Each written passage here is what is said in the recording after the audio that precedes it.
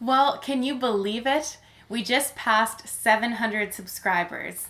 We started this channel just to have some video to share with friends and family and to show our progress. And we've been overwhelmed with how many of you have tuned in and showed support and had so many great questions about your own builds. Yeah, like Kara said, this channel was originally just for friends and family to show how the project's been going. And I never really intended to make a YouTube channel or a series out of it. And that's why it started sort of halfway through construction. The chassis had largely been reworked and done over before I started doing any of the videos. And so you missed out on everything prior to the aluminum frame videos.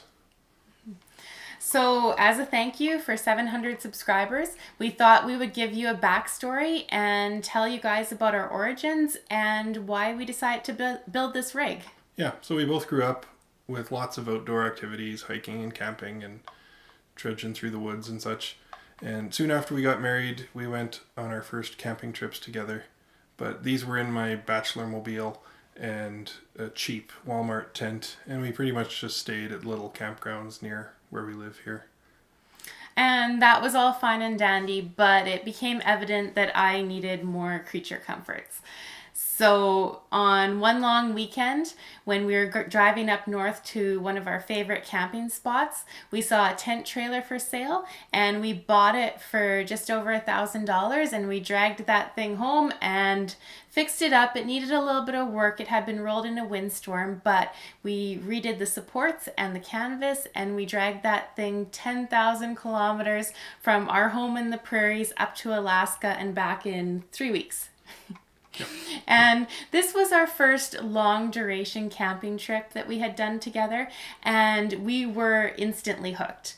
At that time, we were pretty avid bloggers and wannabe landscape wildlife photographers, and so Alaska was perfect for this. Yeah, the problem with long trips like that is that the weather is unpredictable. You can't get a forecast for 3 weeks, and especially in the mountains. And so we'd end up in the rain more often than not. And setting up a wet canvas pop-up trailer up and down for 3 weeks gets old after a while. And additionally, Kara needs a bathroom option as she pees many times in a night. Yeah, that's right. And going to the outhouse in bear country was not so much fun, and even less fun for Jason because he had to come with me and hold my hand. Not that I mind the bears, just I like sleeping. Yeah. So we bought a hard-sided travel trailer, and we wanted something that was still pretty small so we could remain nimble and still get into the remote places that we like to get into.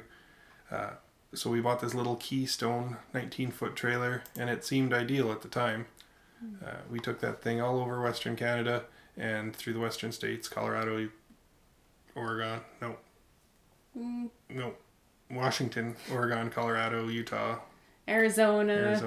Montana. We thought we were pretty hot stuff. World travelers. Yeah, we did. And then while we were camping out in the Canadian Rockies one year, we met a young couple named Frank and Isabel who had shipped their Volkswagen minibus from Switzerland to Canada. They had driven from Halifax to BC, and then they were on their way to the Yukon and then to Central America. So we followed their blog as their trip progressed, and we learned about this whole overlanding culture. And we had been doing a version of overlanding, but we didn't even know what this was called, let alone that there was a whole genre of vehicles associated with it. And so we started to modify our big trailer to be as self-sufficient and meant for boondocking. Yeah, as much as I could anyway. I rebuilt the roof, which was originally very thin cardboard almost. And so I rebuilt it with proper plywood so that I could support solar panels. And we installed big solar panels, big inverter, big batteries, and that did for a while. But I found that the build quality of these types of campers just isn't up to the task of overlanding and the rough roads that we tend to drag it through. So both our tent trailer and the big Zeppelin trailer had a dedicated yogurt container where we kept all the screws that fell out of the cabinets while we were driving on the rough roads. Yeah. So we decided to sell our camper and start saving for our own expedition vehicle. We knew we wanted an overland rig, but it seemed like a lofty goal. So in the interim, we just saved money and we went back to our roots of tenting and backpacking. And one of our camping trips that we were on, we were just talking about what would be the perfect rig for us. What would that look like? And we felt that we wanted a big truck because we want to tackle some of northern Canada. And in general, we like the idea of a Class 5 F550 sized truck with a rugged camper box on the back. And once we got home, we started Googling different options and we came across Turtle 5. And that was pretty much exactly what we were talking about. So we drew some inspiration from them for sure. Yeah, the empty chassis weighs about 12,000 pounds on a F550, and everything is very commercial and heavy duty. During our research, I had seen many other people building their own overland vehicle and having problems with suspension failures or the chassis not being able to handle the load for various reasons. So it seemed like going a little overkill was the right choice, and the Turtle 5 seemed to be a good template to follow. Mm-hmm. So it took us about 6 months of looking to find the exact chassis we wanted. It's a F550, 2003 F550 with a 7.3 liter international turbo diesel, ZF 6-speed manual transmission, manual 2-speed transfer case, and of course it's 4x4. When we bought the truck, it had a knuckle boom crane on it, and as the years went by, we saved money, continued saving money, and researched the components that we'd outfit the truck with. And in the meantime, I used the truck delivering odd jobs of all kinds, just odd work that I could get. Mm-hmm. After we had saved some money, we had the engine completely rebuilt and sourced a remanufactured transmission just as a precaution. Then, with the help of some good friends, we removed the deck and the crane and pulled it into the garage for some winter work. Yeah, the first winter I used a wire wheel and air chisel, and we stripped the frame rails and all the suspension components right down to bare metal. And we acid etched and painted the whole frame and all the undercarriage with Por 15, which is an amazing rust inhibiting penetrating coating. And then we found a custom fiberglass body kit that was made for Baja race trucks, and that had flared fenders, and that allowed us to tuck the 41-inch MPT 81s under the front without add-on fender flares or requiring a crazy suspension lift. So we went that route. The wheels are custom made by Rixon, and they converted our original dual rear wheels to super singles, which allows us to maintain our original gross vehicle weight rating while going from a dually to singles. So the aesthetic design of the truck is a funny topic. We wanted the box to have a bold stance, but we knew making the cabin out of composite panels would be limited to flat surfaces, and we really didn't want to look like a U-Haul truck. So I stumbled across this picture of a military boat, and that's what inspired a lot of the stealth fighter jet shapes and perhaps the color.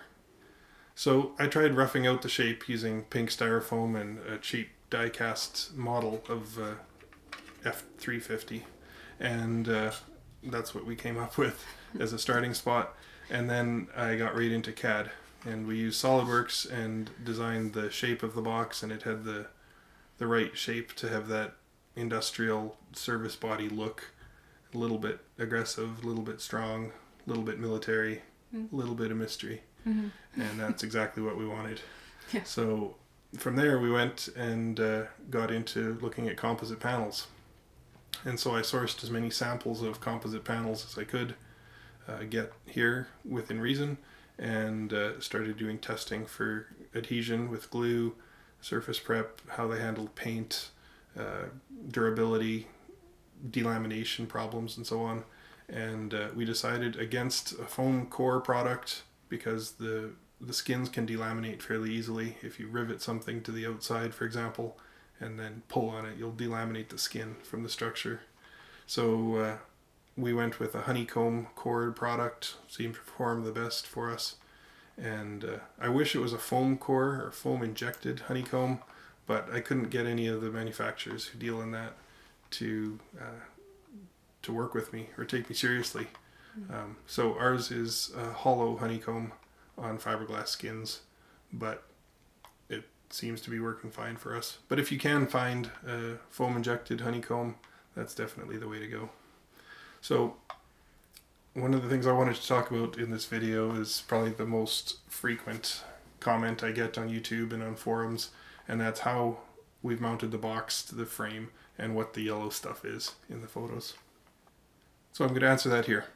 That yellow channel is a chain guide for guiding big 2-inch industrial chain on giant sprockets, and it's used in industry in big machines. It's made from UHMW, or ultra high molecular weight plastics, and I bought it at a local plastics supply place. They sell all kinds of sheet plastic and so on. And it just happened that I could find a channel that was the perfect dimensions to fit over the frame rails perfectly. And after I cut some recesses for the cross members and countersunk some holes for the rivets, it sits flush and tight, and it doesn't move at all. So that's the yellow stuff. And then as far as fastening, the front of the cabin is fastened to the frame using these perches and polyurethane body mounts for trucks. And I have 2 bushings on each perch, and of course there's 1 perch on each side of the truck, 1 on each frame rail. So the rear of the cabin is held down with a pneumatically powered clamping pivot mechanism, and that allows the frame to twist underneath the box without transferring any of that articulation or flex into the box, which the composite panels wouldn't like. And the way it's designed, I have over 6 inches of travel where the frame could twist 6 inches, which is twice what it could possibly do. And not transfer any of that deflection into the box. And then when we're on the road, on pavement, we air up those pneumatic pots, and they pull down on the box with 7,000 pounds of force, and it keeps it solid to the frames. So it should be pretty obvious by now that we aren't going for a super fancy pearl clear coat, granite countertops, hardwood flooring rig here. It's purely functional, durable, off-road, utilitarian, and that's the primary focus. Yes, and one important thing to note about the build is that it did take a lot of time. This was several years of effort, and we only built the truck as we could afford it. We didn't want to take on a lot of debt, so we would just save up some money and buy something for the truck. The first time that we took out the truck was for our 10-year wedding anniversary, and we went camping up north, and all we had was an empty box and a bed. Yeah, we actually had plastic tubs or chests with our clothes and gear and kitchen stuff and so on, and we'd stack them in different configurations as we needed. If there was a kitchen cabinet, if we were cooking, for example, we'd stack them all up, and if we needed to sit on something, we'd rearrange them, and it was like a Lego modular interior. Yeah. And but slow and steady, we added other amenities, like we have the Engel fridge freezer, added solar, the D5 heater for the engine, and the D2 inside forced air cabin heater, and what else? We have the sink and the pressurized water, kitchen dinette and seating and so on. And my favorite, the composting toilet. Right. Another comment we get a lot, probably 98% of the people who ask for a tour will ask, why doesn't it have any windows? Yeah, and in the beginning we had every intention of putting windows in. You can see on our little model here we have a window with a potted plant. But high quality windows with double pane glass would cost us a couple $1,000s. So when we were building, we just prioritized other things that were more important, like doors and roof vent and solar. But the longer that we used the camper without them, we found that we actually enjoyed not having windows. We were able to stealth camp quite easily, and we didn't have to worry about curtains or waking up to the 4 a.m. sun up north in the summer. And also, with the addition of the Max Air vent, we had very good ventilation, and we found it wasn't necessary. Yeah, another benefit, I don't need to worry about dragging the sides of the truck through the forest and having a tree limb go through our window. So at this point, the truck is still very much a work in progress. I can always cut a hole and put in some windows if we find quality windows at a good price. But it's a lot easier to cut a hole than uncut a hole. So I'm leaving that for when the time is right. And we've got other projects that are taking priority that we need. So, we've just finished our solar sliding rig, which we've seen in another video. And that's excellent because 4 panels was more than enough in bright sunlight on bright weekends. We'd have no problem for a weekend. But when you're going for 3 or 4 weeks and you have 2 weeks of rain and sleet, your batteries are 10% lower every day. And so having all 8 panels will give us 2 times nothing, which is just enough, hopefully. And during the prime solar collecting hours of the summer, when it's, we can pull in over 1,000 watts, I can run the air conditioner nonstop, which is excellent because some hiking trails we like to go on don't allow dogs, and so we can leave the dog in the truck and go out on a hike and not worry that he's getting too hot in there. Mm-hmm. And the other thing is we're really excited about our new off-road suspension system. Gary Westcott from Turtle Expedition was kind enough to give us the designs for his off-road springs, and we had an outfit in California custom build these, and they should be here in the next few weeks. So that's going to make a night and day difference over the stock suspension that we've been enduring until now. Yeah. And that's a perfect example of a big ticket item that took priority over windows to peek outside. Yeah, and one final thought, when you take on a huge project, it can be very daunting. And one thing that I remembered during this build was some good advice I had been given by the Swiss couple we talked about earlier. I asked them how they were able to save enough money to go on such a huge adventure. And Frank said to me that when you have a goal in mind, it's easy to save. So we just kept the goal in mind of having our own camper, perfect for what we wanted, and we put our efforts towards that.